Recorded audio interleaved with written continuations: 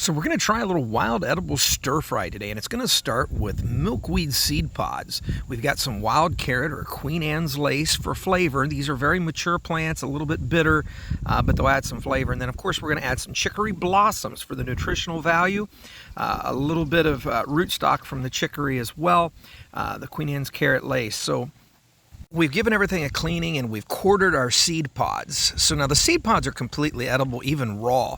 We're going to give them a boil.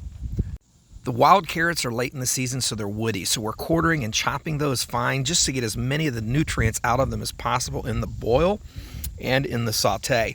And then we're going to add this together and fry it up. So we're going to give these wild edibles a quick boil since some of them are quite mature. And this is going to help mitigate some of the bitterness.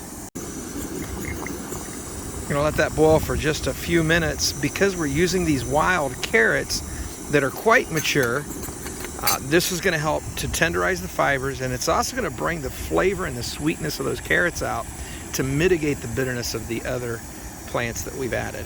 And then we're going to saute this in olive oil with a little salt and pepper. This smells amazing. So we've boiled these edibles. We're going to add them to some hot olive oil, and we're just going to give them a quick saute.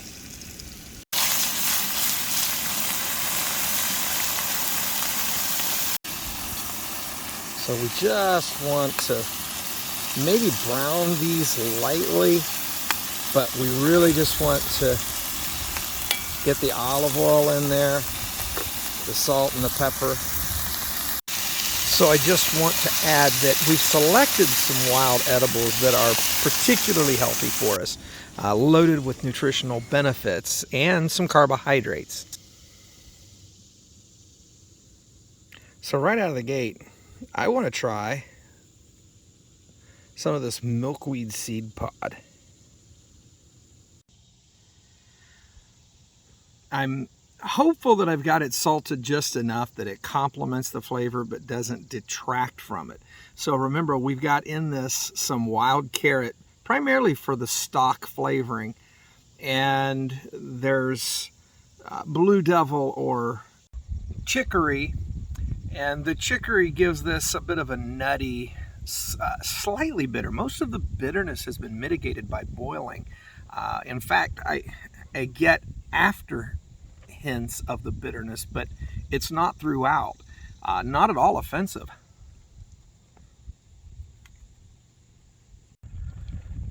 So the addition of the chicory, for me, the additional flavor and the nutritional benefits far outweighs any slightly bitter undertones. Again, it's barely noticeable.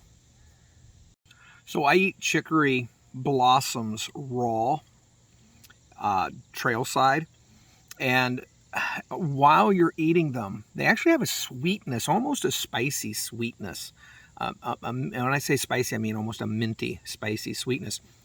And then there's this after bitterness. And as long as you're eating them, you don't get the bitterness. When you stop, it's odd, you get that bitterness. And so here, once you finish eating, you feel a little bit of that bitterness maybe at the back of the tongue, but it's very slight. Spicy undertone.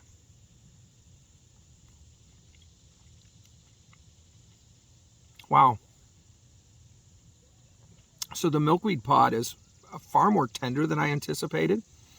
The flavor is very enjoyable. I can't really place it. It's somewhere in there in the asparagus, maybe Brussels sprout. Not sure what I'm getting there. The hickory, the greens are quite palatable. They've lost most of the bitterness, and I think the boil helped take care of that.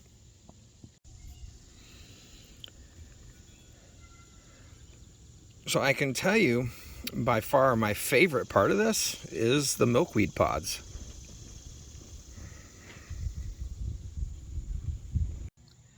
Now, if I'd have actually caught a fish this morning,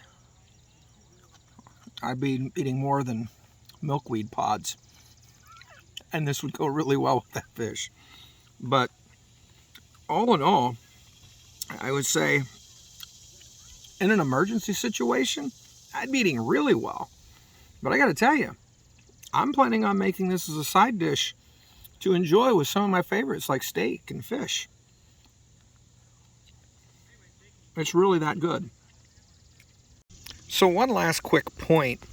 The stock that we made from this is loaded with nutrients. And in this case, we tossed it out. But the stock could certainly, with these edibles, could certainly be used without any risk. Now, some people do experience some stomach upset if they eat milkweed in excess. So some do recommend, if you're consuming milkweed, especially for the first time, boil first. I always boil my milkweed simply because I don't want to be out here and have gastrointestinal issues or feel uncomfortable. So I typically don't find that wild edibles bother me, but I eat a lot of them. So tolerance is certainly something to consider.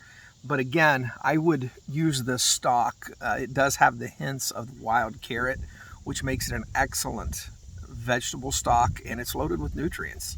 So it certainly could be used to flavor other dishes or to cook other meals.